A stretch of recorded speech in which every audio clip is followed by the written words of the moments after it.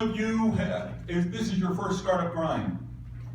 It's pretty close. Yeah, that would be a little bit more than half. How many of you haven't been in a while? Oh, yeah. That's just about everybody else, yeah. The history of Startup Grind for Las Vegas, we were the chapter of the year 2 years ago. And Michael Turpin was doing most of the work, footing the bill, doing everything, finding the speaker. And he, was ready to move on. And last year, and how those things happen, they didn't happen. And so I volunteered when he was trying to get it started up again to be involved. So in the past year, the only meeting we've had in the past year is one that was his annual CES party where he interviewed somebody at his house. And if you haven't been to that, put it on your calendar. Oh, it's the last day of CES, and you can get an invite to that and something to go to. Best way to get an invite is to be a regular Startup Grind attendee.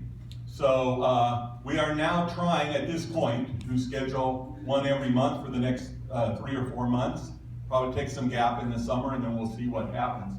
So this would be a small crowd compared to what we used to get, and it's a matter of getting the word out far enough in advance. And so we've had some changes and whatnot. I'm Warren Whitlock. I've lived in Vegas for 11 years. I've been coming to the Startup Grind since it started. I'm a startup enthusiast, but I'm best known as author of social media books. I wrote the first book about Twitter back in 2008, and I speak on that occasionally, not since noon today, and teach that. And my company is Social Media Team Management, and we help people implement social media with their own team or help them get a team when they need that. So that's my forte right now. Not so much about pretty Facebook pages, but if you really want to get ROI on social media, that's my focus. So let me know if I can help you, and I'll either refer you to somebody or answer your question about how I got so many followers on Twitter. Always a popular one. And so Startup Grind is defined as being a fireside chat with a founder or somebody close to the industry. Both of us up here tonight are founders of our own companies. Multiple for me. How about you? My one and only. You're one and only, okay. He got it right the first time. I've done many companies, been a part of many more, and then consulted mostly in the last 10 years. And so we know about a lot of things about owning a business and getting it going and that sort of thing. And Ed is an expert at that, but Startup Grind, a lot of them end up being somebody telling you about how they raised a series A, B, C, and made the money and then did great things, and there's some great talks that way. So if you're interested, all of these get recorded, and they're up on the websites, the startupgrind.org website. And so there's a page for this event. It says Ed's name all over it. And so, that's the normal thing. Tonight we have, Ed? Yes. Go ahead and show us what you have. All right, good enough. First of all, everyone please stand. In a moment, I'm going to ask you to stand. My goal here tonight is to show you how to breathe life into your business presentations. So I'm gonna do some things on stage, but I'm also do some things behind the scenes so that when you're presenting up here, you have maximum impact. So would you be interested in making sure that you have maximum impact for your next business presentation? Yes? Yes. So in a moment, I'm gonna have you stand. What I'd like you to do is I'd like you to take up the first couple of rows. Take up the first couple of rows. Please do that. You may return to your seats afterwards, but please take up the first couple of rows.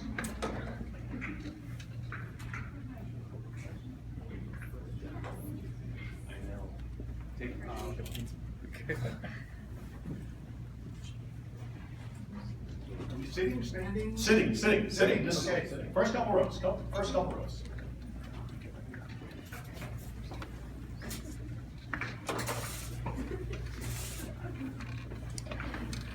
Why do you suppose I had you do that? Because you could. Okay, because I could. Thank you. That would be correct. Part of engagement. Okay. Part of engagement. What else? Take control. Take control. Okay. First of all, would you say that there's more empty seats than attendees? Yes, absolutely. So whenever you're speaking, you're presenting, and you've got the audience spread out like this, it does not work in your advantage whatsoever. So what you need to do is you need to like have people sit closer together.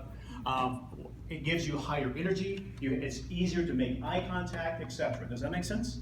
All right, so raise your hands if you are a do-it-yourselfer. That is, you are a DIYer. You like to do things on your own. Raise your hands.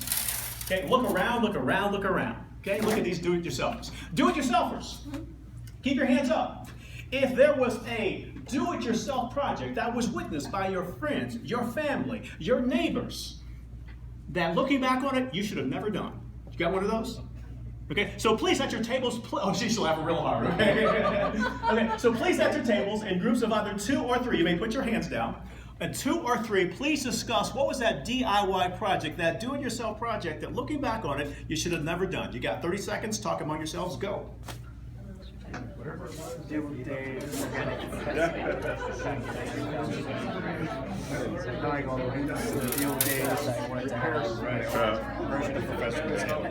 And you? I don't want to be in a video. Oh no, you're fine. Well, you think I was recently with that should have been a 3-hour project and a 3-day project.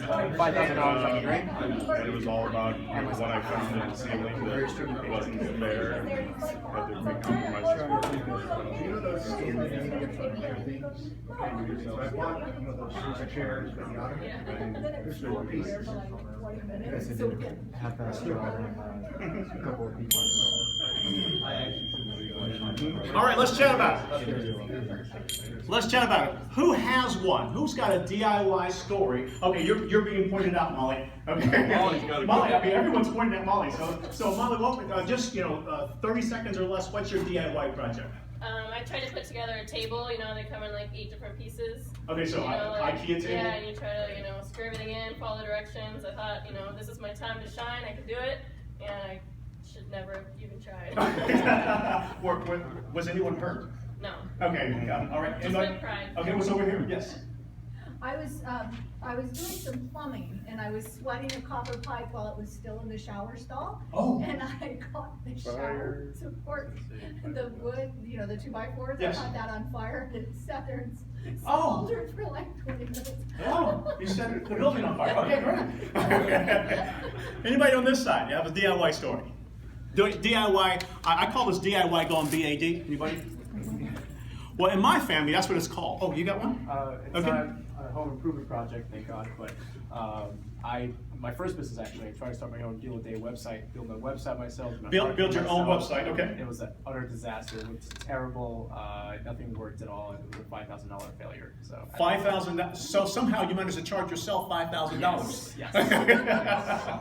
Yes. Well, in my family, it's called the sprinkler system incident, and we just moved here from Denver, Colorado. And in the spring, like typically around April or so, is when you turn on the sprinkler systems. Now, this was like the spring of 2002, it's April 2002, I turn on my sprinkler system, I have a lake in my front yard. I call up the sprinkler guy, his name is Rob. Rob tells me it's gonna be $500 to fix my sprinkler system. He did not know who he was dealing with. He was dealing with a bad man. He was dealing with a man who was a DIYer, a do-it-yourselfer, and a man who had a Home Depot card. I hopped online. Now this is before, by the way, I'm funny, okay? Let's be clear about this. I'm funny. If you think you're supposed to laugh, you are. Okay, so let's just be clear about it. So, you see, these guys, they got it. I appreciate that. So anyway, this is before we had Facebook, you had YouTube, before you had all these different programs. But I looked on the internet, I found a guy from Georgia, and he actually put up one of the early videos on how to fix your sprinkler system. And based upon that, I determined that the price is only $25. So I told my soon-to-be ex-wife, Kathy, about my scheme. I says, honey, I can save us $475. She says, you had better pay that man his money. I said, honey, I've got that. DIYers, do-it-yourselfers. Have you ever said those faithful words just before that project? I've got this. Did you say that? Oh, yeah. Well, anyway, I'll never forget the day. It was a beautiful Saturday morning. I've got my wheelbarrow, I've got my tools, I've got everything. And then I discovered something very, very quickly. You see that when I first dug in the shovel, I discovered there's a difference between real life and videos. How many of you know what I'm talking about? Okay. Have you ever discovered this? Okay. And what I discovered was, in the video, they had something called dirt and soil. You see, it was back in Georgia. In Colorado, we have something called clay. Have you ever tried to dig wet clay? You might as well be digging cement. Here's something else that the video did not explain. Exactly where the hole was. Well, I found the hole 4.5 hours later, okay? But it was just like the video said. Okay, I put on my $25 park. Now, speaking of 4.5 hours, every hour on the hour, my soon-to-be ex-wife, Kathy, would come to the living room. She would be looking out on our front yard, and she wouldn't say a word. She would just shake her head like this and just kind of walk away. Has anyone seen that look? I know that. You know that look, okay? Anyway, so finally, I get it to working. And it looks just like this. I run up to the living room door, I knock on it, I said, honey, ta-da! And it looked this way for about a minute. Okay. And then all of a sudden, the scene of the repair, or as the police later call it, the scene of the crime, there was a roadway between my yard and my neighbor's yard. And then there was an explosion. I mean, there was clay and soil and sod, and there's actually some rocks in my neighbor's yard. There was rocks everywhere. And now my ex-wife, Kathy, was looking at me. Now, I didn't have the courage to look around and, make eye contact. I quickly got on the cell phone and called up Rob. Rob must have sensed the desperation in my voice. How much do you think it costs now? Anybody? $5,000. $2,000 to fix my yard, plus an additional $800 to fix my neighbor's yard. Plus, on top of that, Rob was a very savvy businessman. He said, Ed, that will be cash. No credit card, no check. So I race off to the bank. Now, at the time, this is again, it's April of 2002. We had a neighborhood watch group, and they had a mantra. If you see something, say something. Well, anyway, one of my neighbors, they looked out and they saw something. They thought it was a terrorist attack. They said, oh my God, they got the Tates. They called the police. They called the fire department. They called first responders. 2 weeks later, we got 2 visits from the FBI. Now, I think the reason they came back a second time, because when the first FBI agent came out and says, I was just trying to fix my sprinkler system, his boss didn't believe him and sent him back out again, But anyway, so I get back from the bank and I have all these trucks in front of my house. In addition to that, now neighbors are starting to come out and see what's going on. One of my neighbors, my other next door neighbor, his name is Bob. Bob says to me, he says, Ed, hey, are you guys okay? What happened? I was trying to fix my sprinkler system. What? Anyway, Rob comes out and he has this piece of equipment. It looks like a chainsaw on wheels. And I give him the money. And then he comes out. It takes him longer to get the equipment off of the truck than it does to fix it. He goes zip, zip. Have you seen a rodeo when they rope the calves? He goes like that, and he's done. I don't know about you, but for $2,800, I'm expecting a show. I want dinner. I want to see Cirque du Soleil. I want to see the lights. Am I right here? Anyway, that wasn't the worst part. The worst part was this. We would have a holiday party, 4th of July party, and then there would be a Christmas party, and someone would have a beverage in their hands, and they would always say, hey, do you remember that time Ed tried to fix his sprinkler system? All right, so here's what I'd like you to do right now. I am sad to say that is a true story. It is a true story. I want you to get together, discuss with your neighbors, either 2 or 3 people. What are the elements of that story that made it memorable for you? So what are the things in that story that made it memorable for you? Talk among yourselves. You got, let's do 60 seconds. Go. Explosion, comedy points. I would say along the lines of accelerate brakes on shoots on the chance. Sort of, the personal details of the wife looking out. I'm doing this myself. I'm doing it.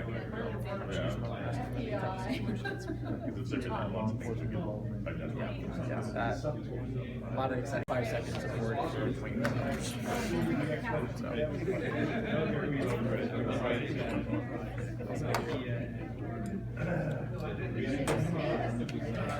Yeah. You did. You did. You captured. What about the West? Yes, yes. Thank you. That's the phrase. You know the capra? Yes. Yes. The only reason he doesn't realize he's wearing rubber soft Yes. Okay, I got He you. doesn't understand rodeo and all that stuff. No, he was ignoring stuff. It wasn't that bad. Yes. I know, right? Shower.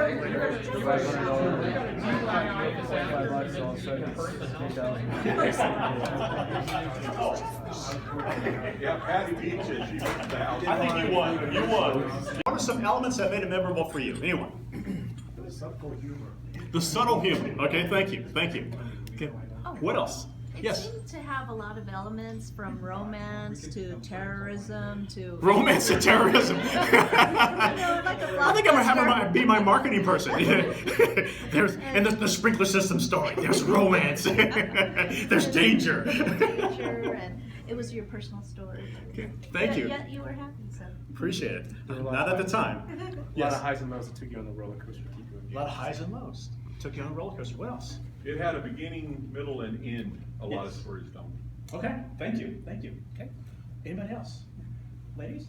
I think you can take an advantage of this situation since it became a bit more popular in your neighborhood after this situation, right? Oh yeah, I became popular. Popular's not the word I would use. Infamous would be a more accurate. Notorious. Yeah, exactly. Notorious would be a more accurate word. Question for what are some messages or lessons we can learn from this? Hire a professional. Hire a professional. Okay. Don't hire Ed to do plumbing. Don't hire Ed to do plumbing. Okay. Don't believe everything you see on YouTube. Don't believe everything you see. This is early. This is pre-YouTube. Yes. Personal stories have bigger impact. Personal stories have a big impact. Okay. Here's the message that some of you are probably missing. Listen to your wife. Okay. So anyway, did this story make you think? Could you relate to it? Okay, you relate to it. Okay. Did it make you laugh? Okay, so this row over here. Okay, there will be prizes just for this row. And was there an important message or lesson there? Okay, so there's two ways to do anything. Number one, you can either figure it out yourself, or you can get help. And sometimes do-it-yourselfers, DIYers, entrepreneurs, we don't know when to get help. Now, fortunately, we actually have these guys right here. They help people with that and help me with your name. Chris, they have similar businesses where they coach entrepreneurs on how to do those types of things. But anyway, again, there's two ways to do anything. So in a moment, I want everyone to stand. Everyone please stand. I want you to repeat the words that you see on the screen. I want you to, in this case, can you guys hear me without the mic? Can you hear me? Yeah. Okay, so I'm going to put this down just for a second. All right. So, you guys are funny. Sorry. They're here all week. All right? So anyway, please point your fingers at Ed. I want you to say, Ed. Ed. So what? So what? Who cares? Who cares? What's in it for me? What's in it for me? It's all about me. It's all about me. Please point to one of your neighbors and say, neighbor. Neighbor. So what? So what? Who cares? Who cares? What's in it for me? What's in it for me? It's all about me. It's all about me. You may be seated. Okay, we're What's in done. it for me? Wait. Whenever you talk about your business or your company, this is what people are thinking. Yes, so true. So what? Who cares? What's in it for me? It's all about me. And guess what? They're absolutely right. I'm going to invite you to do the following. And so I've met everyone here. And by the way, thank you for coming out and spending your time. I really, really appreciate it. But 99.9% of the time, what everyone did was they told me about their companies, their business, their journeys, etc. Typically, when people ask me, what do? I ask them, well, I help people with business presentations. I just make one sentence. I help executives breathe life into their business presentations. And then people ask me, well, how do you do that? I says, well, let me ask you a few questions. So here's what I want you to do from this day forward. Have one sentence, what I call a verbal business card. 1 or 2 sentences, not a paragraph, not a story. 1 or 2 sentences about what results people get by working with you. What results people get by working with you. I help executives, that's my audience, breathe life into their business presentations. If you're not an executive or you're not interested in business presentations, cool. Because you know what? It's easier to disqualify people than it is to qualify people. Does that make sense? For those of you in sales, you know exactly what I'm talking about. It is so much easier to disqualify people. If people self-disqualify themselves, guess what? They've saved you a lot of time. A lot of time, a lot of money, and a lot of energy. Okay? So I want you to create your one sentence. And then when the person says, well, how do you do that? Here's what you're going to say to them. Let me ask you a couple of questions. Okay, so the phrase is, let me ask you a few questions. Please tell your neighbors what the phrase is. Let me ask you a few questions. Okay, tell your other neighbor what it is. Let me ask you a few questions. And you're going to ask them a what or a how question about the topic or the subject. So if you don't know what question to ask a what or a how question. Okay, not a why, right? A what or a how question. If you ask a what or a how question in the direction of your topic or your service, you'll come up with the right question. Every single time. Every single time. You'll never be lost for words. And then after they've answered that question, here's going to be your follow-up question. And that is, what else? What's the follow-up question? What else? Okay. Why is the follow-up question, what else? It's a bad starting question. Okay, I'm sorry? It's a bad starting question, yes. Okay. It's open. It opens up the conversation further. By the way, if you use this formula, who's talking more, you or them? And if they're talking more, what does that do for you? Gives me information. Yeah, It gives you vital information so that you have a higher probability of at least making a connection. Does that make sense? Is this good stuff? It's good stuff. Okay, please turn to your neighbors and tell them this guy's good. This guy's really good. So let's talk about, I'm glad you asked. So let's talk about what's in it for you. I'm going to share with you some of my secrets tonight, and here's the thing you're going to do tonight. You've already heard a story from me. You've already diagnosed a story from me. I'm about to give you the secret recipe, and then we're going to have a couple people come up here and actually tell a story using your business or your service, using this formula. Okay? Are you excited? Very. Yes. Hold back that enthusiasm. You are killing me. I'm only kidding. I'm only making fun of you. Okay? All right, so makes sense? All right, so that's what we're going to do here, and we're going to have fun. All right. The goal here is to make your messages memorable. The word is memorable. What's the word? Memorable. I love this quote from Seth Godin. He wrote a book called Purple Cow. He says, you're either remarkable or invisible. You're either remarkable or invisible. By the way, here's the secret as to how you can become invisible. Do what everyone else is doing. Do what everyone else is doing. For example, repeat after me, sameness is the enemy of a presenter. Sameness is the enemy of the presenter. When you look the same, when you sound the same, when you present the same, you have just become invisible. And yet you've got to do something to break it up. Would you agree that this presentation I've done so far tonight is a little bit different from what you expected? Yes? Yes. Okay. You've got to set yourself apart. You're either remarkable or invisible. You're either a remarkable or invisible business. You're either a remarkable or invisible spouse. You're either a remarkable or invisible fill in the blank. But the secret of being invisible is to do what everyone else is doing. Okay. All right. So secret number 1 is, let's skip this one. Okay. Because my time is short, I'm just going to jump into the secret recipe. Another essential business habit in today's world, and this comes from Jack Canfield, from the Chicken Soup of the Soul author, is for people to become a better storytellers. Salespeople, executives, leaders, CEOs know how to tell a story because what velcros to a person's mind is a story. Here's something else about stories. 22 times more memorable than facts alone. If you have a number, a data, statistic point, guess what? A story is 22 times more memorable than the pronouncement of a fact alone.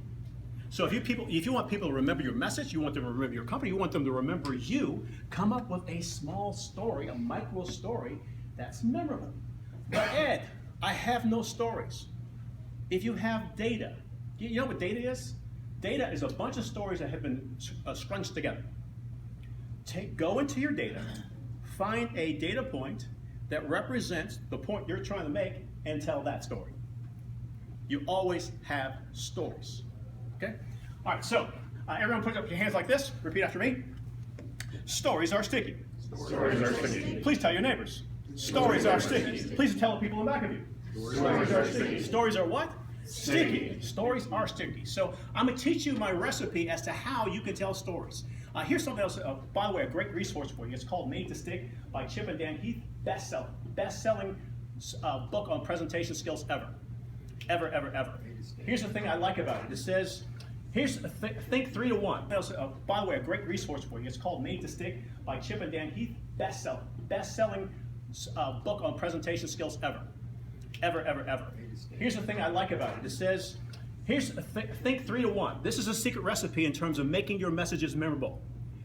3 data points or stories or different ways of telling the same point over and over again. The magic number is 3. So if you have 3 examples, 3 illustrations, etc., a combination of all, of 3 different types of telling your same story, that's what makes it sticky. 3 to 1. Okay? Technical presenters. Biggest mistake is what we call data dumps. Anyone here ever been on a PowerPoint parade? Oh yeah. Anyone ever get one? Okay, you don't have to raise your hands, all right? But a data dump or a PowerPoint parade. Here's the secret. Wrap your data in a story. Again, this is a cognitive psychologist, Jerome Berner, who made the point that stories are 22 times more memorable. So, data turns people into numbers. Your job is to turn the numbers back into people. So here's my secret recipe. Okay, I want everyone to follow along with me, complete with gestures. Got to put down your pens and paper. You'll remember this. Okay, you got it? Okay. So this is your head. Okay, good. Very good. Okay, so everyone follow along with me. This is your head. And it makes you? Very good. Okay, let's take this from the top. This is your head. And it makes you? This is your heart. And it connects. What does it do? It connects. So let's take this from the top. This is your head. Makes you? This is your heart. And it connects. This is your belly. Okay, give me a belly laugh. And it makes you laugh. Okay, let's take this from the top. This is your head. Makes you. This is your heart. And it. This is your belly. Makes you laugh. Okay. The phrase is heavy hitting. Repeat it with me, please. Heavy hitting. One more time. Heavy hitting. This is what I want you to do. I want everyone to go heavy hitting. Everyone goes heavy hitting. Everyone goes heavy hitting. And that is the point. What is it? It's the point. So let's take this from the top. Let's put it all together. This is your head. Makes you. This is your heart. And it. This is your belly. Makes you. This is heavy hitting, and that is the point. Please give your neighbor a fist bump and say, I've got it. I got it. All right. Let's talk about these. All right, head. Does your presentation make people think? Heart. Can people relate to it or connect with it? Humor. Does it make you laugh? And what we call heavy hitting. What is the message, the lesson, or the point? Also, next to the fourth one, heavy hitting, think of it this way, KFD, write that down, KFD. What do you want people to know, feel, or do once you are done? What's your KFD? By the way, this is the starting point of your business presentation. What do you want people to know, feel, or do when they're done? So for example, for your entrepreneur school, what's a KFD? For your school, what's a KFD? For your clients, okay? For your crowdsourcing website, what's the KFD? What do you want people to know, feel, or do? And again, simple sentence. Make sense? All right, so now it's going to be your turn. So here's what we're going to do. Hun, could you get the handouts? What you're going to do is you're going to create a story with your business, okay? So, and this is what I want you to think about. I want you to think about what results people get by working with you. That's the theme. When you're crafting the story, what are the results that people get by working with you? Does that make sense? That's the goal, that's the objective here, okay? So we're gonna create, on this handout, I'm gonna ask you to come up with an event. It could be anywhere. It could come from any place, it could be family related, work related, customers, vacation, dating, significant life event. For example, I coached an executive at Hallmark Cards, and he had survived a Cessna plane crash, okay? But it doesn't have to be that dramatic. Here's the secret about storytelling. The more ordinary, the better the story. The more ordinary the event, the better the story. Why would I say that? People can relate to it. People can relate to it. For example, I won the World Championship of Public Speaking for Toastmasters International. 9-month contest, 35,000 contestants. Okay? Not a lot of people can relate to that. Does that make sense? But everyone can relate to this guy trying to fix his sprinkler system. Does that make sense? That's a lot more relatable. That's why I say the more ordinary the story, the better the story. The more ordinary the story, the better your influence. The more ordinary the story, the more likely is you will make a sale. Okay? All right. So, must be a new story never told before, and you're going to write down what I call 1 or 2 trigger words. Let me give you an example of this. 18 years ago, I started my business 18 years ago on February the 1st. When I first got into this business, like many people, struggling, to get my business off the ground. I went to a workshop that was here in Las Vegas at a place called the White House. I don't think it's around anymore. It was like a conference meeting center. Okay, you recognize it, okay? And anyway, it was given by a guy by the name of Alan Weiss. Alan Weiss is, if you're in the consulting space, he's it. He's it. Just like if you're in consulting, you need to have, you need to have at least 30 of his 52 published books if you're in the consulting space. But anyway, he's given this program, and during lunchtime, he has a book. And the book is entitled, How to Write a Proposal That's Accepted Every Single Time. I said to myself, wow, that's what I need. I need to get this book and, to jumpstart my business. And then all of a sudden, there was a woman behind the counter. Her name was Marie. And I asked Marie, Marie, how much does the book cost? And she says, it costs $189. I said, $189 for a book? I don't know about you, but I swore after I graduated from college, I would never pay that much for a book again. How many of you know what I'm talking about? Okay? It just went against my religion. And I just said to myself, I can't pay that amount for a book. But I'll never forget what Marie said. She says, you're not paying for a book, Ed. You're buying answers that you don't have. You're buying answers you don't have. She says, here's what we'll do. She says, take this book. With your first proposal, call us up. We'll help you out. And if you don't get your money back, we'll give you your money back. My first proposal was, I made $28,385. Question for you. If you knew you were going to make $28,000, would you spend $189?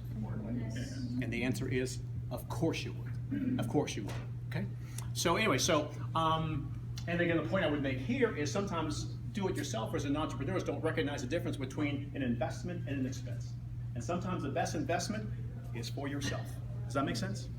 Is this good stuff? Please turn to your neighbors and tell them, I told you he was good. That's good. All right, so here's what I want you to do. All right? I love this quote from Warren Buffett. When you see an opportunity, act. Don't hesitate. Okay, so you're going to create your own stories. So we're going to do this, and we're going to do this in the Bible. Can I do this? Can it take 15 minutes? Am I good? Sure. What do you say? Yeah. In charge. I guess she wants to get out of here. Okay. Everybody wants 15 minutes. 10 minutes. All right. 10. All right. So here's what you're going to do. Is I want you to think of where it says event. I want you to write down something that's taken place in your life over the past 2 weeks. Don't even think about it. Just write it down. Just write it down. Could be anything. Could be anything. Okay. I want to show you. It's important that you put down an answer because the process is more important than any answer that you put down right now.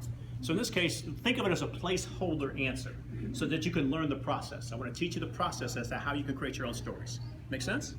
Okay? So just write down anything. So in this case, it could be her plumbing event here. Thank God that wasn't on. Okay.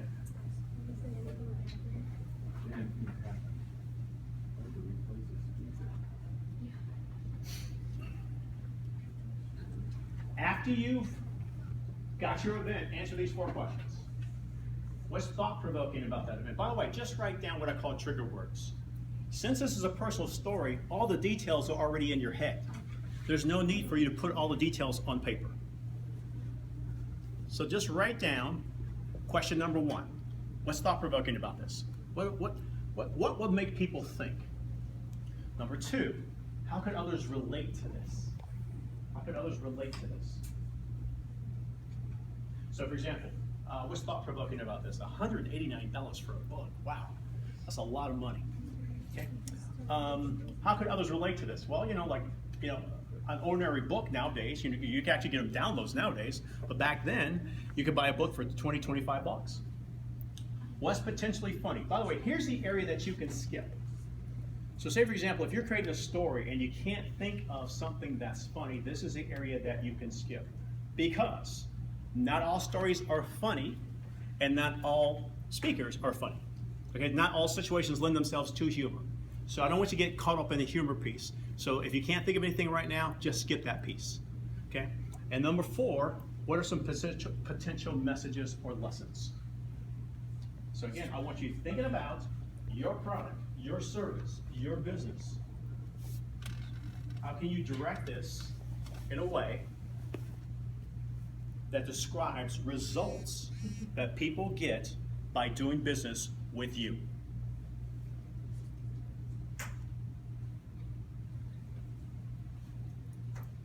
That's the funny thing. Well, that could be some of the overall theme. It's just columns and boxes. This is the proverbial. When you're trying to think outside the box, which is an overused cliche. But for this guy, this was a forcing him to. He's got to think outside the box. Here's what's really cool. With all of his methods, I wait for the day for candy crush. Wait for the day for candy crush.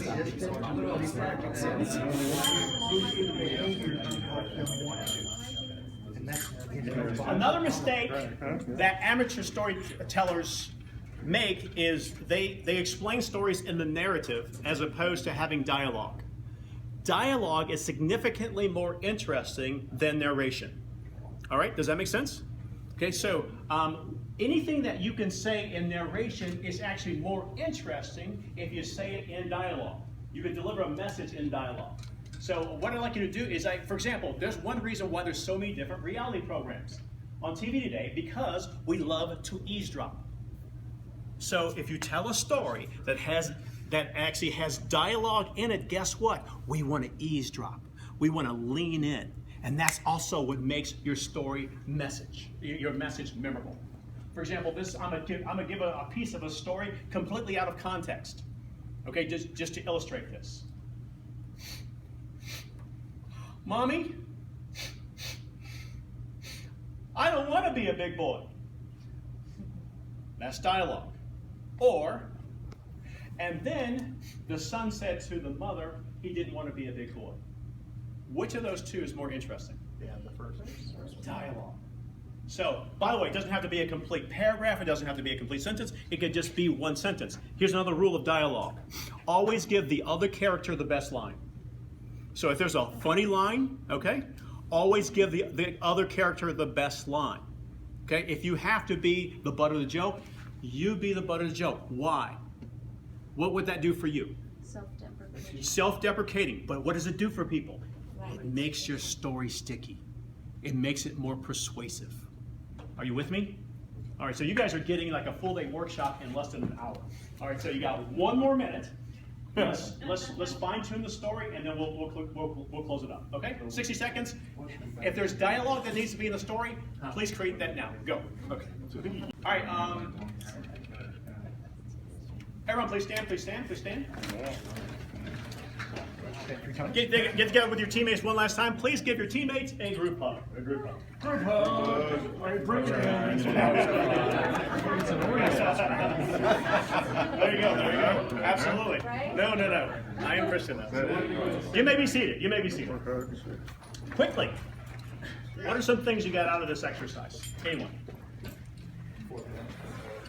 You got a formula on how to tell stories. And what's the formula? Everyone follow along with me. This is your. Makes you. This is your. And this is your. Makes you. This is. And that is the. Here's a cool part about that. You guys remembered it without taking notes. You remembered it without taking notes. But guess what? Because I told you not to take notes as I was teaching it to you. And yet, you still were able to recall it. Please tell your neighbors, I'm pretty cool.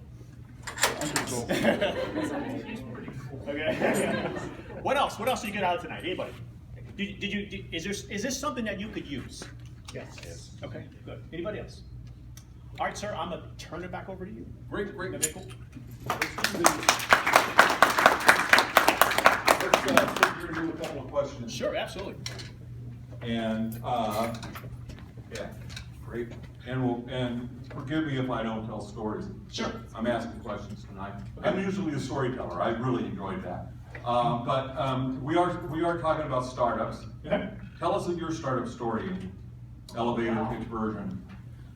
How I got into this business. I'm a former executive in the computer industry. I've had over 2,500 people work for me throughout my career. Used to be in computer franchising. I've had, again, about 2,500 people. I've had to let go, about 60 or so. And for those of you who've had to do that, it's one of the hardest things you've ever had to do. My mother passed away from breast cancer. So I'm invited to speak at Susan G. Komen. And I had a story called The Gifts That My Mother Gave. And I just basically told all the gifts that, my mother gave. And the Susan G. Komen is an organization I'll never charge any money for. I felt so helpless when my mom was going through that. I've donated dozens and dozens of hours to the organization. Well, anyway, I give this speech. I had this agent walk up to me and said, and asked me, he says, hey, that's one of the best speeches I've ever heard in my life. Would you consider going on the road and being a full-time professional speaker? And I said to her, that's a job, really? I mean, who knew? I mean, and again, this is, give you the context, this is 1997. So, that wasn't something that was on the radar then, if you will. Like now, today it's a lot more prevalent, if you will, but then it wasn't on the radar. She told me how much they were in charge at the time. I said, oh no, that's way below. But we stayed in touch with each other for about 3 years. And then in 2000, I won the World Championship of Public Speaking. And then after that, I've had agents and companies. And basically, because of that, that kind of catapulted my business. Right. Made me an industry star, if you will. And I've been doing this ever since. All right. So the normal story of a speaker, Mm-hmm. and the better you are, the more we hear the story because you're good at it. Because I can tell a story about everything being wonderful and being begged to speak and won't you speak some more. Mm-hmm. And I don't, all my friends that are keynote speakers tell me, they say, yeah, how'd you grow your business? Well, people just kept asking. It's all referrals. Mm-hmm. But at some point in this, did you think maybe I should have got a job, or how am I going to pay the bills, or what to do? And great how question. did you get through the downtime? Initially, I didn't have any debt. Mm-hmm. So when I started to do this, my first wife, Kathy, she did not like this at all. She didn't sign up for this. She signed up for the guy who went to college, who had a regular job. And being a speaker was not something that she signed up for. So we made this deal, and what I did is I paid off all of our bills for a year, with the exception of the house. And I said, your lifestyle will not be interrupted. At the time, I was a rock star in the computer industry. So me getting another job was nothing whatsoever. So I says, hey, give me a year to see if I can get this thing off the ground. And if I can't get it off the ground, then I will get a job. So what happened was, I still wasn't getting the revenue because I had a high six-figure salary in the computer industry, and we weren't even coming close to that at the end of the first year. So I kept my commitment. I interviewed, got a job. However, I said, hey, can't start for 6 months. And the additional 6 months was the time I needed to actually get the business off the ground. One of the things, as you all know, cash flow is both king and queen. I think one of the things I think I'm really, really good at, because I run businesses, is that in a speaking business, we get paid, like sometimes in a speech you get paid 50% down, 50% later. Because of that book, what I do is I encourage companies to give me all the money up front. Because as a solopreneur, as an entrepreneur, as a small business, cash flow is king. It's king and queen, it is everything. And so I will give companies a discount. Now some companies have it in their mandate, especially in education and also in government, that if you even give so much as 1% discount, they have to take the discount. So I set my terms up that, I'll give you, in this case, I'll give like a 5% break, but 100% of the fees due in advance. So that helped me during the economic tsunami of 2007, 2008. Right. And don't believe companies who say it's against our policy. Well, it may be against our policy, but there's always somebody in there who can override the policy. I know because I used to be that guy. Okay? And I can take some money from one budget, I can take it and I can give it to another budget. So you have to have some moxie. For example, I remember when I did a contract with Hallmark Cards. And Mr. Hall, he actually saw me speak. He's the person who actually hired the owner of Hallmark Cards. Anyway, so we're sending the paperwork and purchasing says, well, we don't do this, we don't do this, we don't do this, we don't do this. And it says, okay, that's cool. I said, it's Mr. Hall who hired me. I will not make any plane reservations. I will not send you any workbooks. I will not do a thing. And by the way, you'll have to explain to Mr. Hall why Ed didn't show up on this date. You've got 24 hours to have this money in the bank account. Otherwise, I'm done. 24 hours later, guess what? You know, in this case, it was like 50 grand. It was wire transferred into my bank account. The other thing here's the other thing that I do is I require that companies now wire transfer money in. So that's part of my process. So because this whole check in the mail thing, I've had some really bad accounts receivable issues based on checks in the mail. Anyone here can relate to this? Okay. Eliminate that. Just say right now most companies are set up electronically anyway. Go through the paperwork, go through the process, whatever you need to go through, set yourself up electronically. Most companies prefer that anyway because it's actually less expensive for them to process your transactions because of that. So I'm brutal when it comes to cash flow. Yeah, well, there's one thing that I just really detest, and that's having to go down to the mailbox to see if there's a check there. And so I do everything I can to avoid that today. I can remember times when I didn't have that, and we held a lot of accounts receivable, and I always was brutal about collecting on the terms. I found out I had a contract with the state of California, and it was basically no dollar value, but anybody could buy at a certain rate. And so we had some $50 orders. And on all of these orders, we got a red rubber stamp. It's a law in California, or at least it was in the 90s. You stamp this, they have to pay within 30 days. Sometimes they